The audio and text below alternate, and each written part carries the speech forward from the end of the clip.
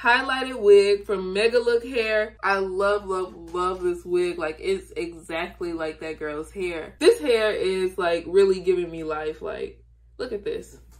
Look at this. This is a long 22 inch. Let me show you. So, look at this. And y'all see how it's like highlighted all throughout the wig, even in the back, you all see.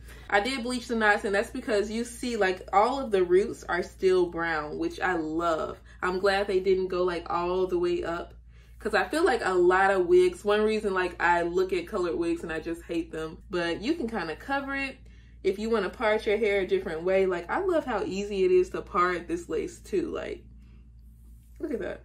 Bam. You all see, like, you can part this hair beautifully. I'm just really, really impressed with the coloring job. Like, I turned around for you all. You all see, like, it's colored all the way throughout.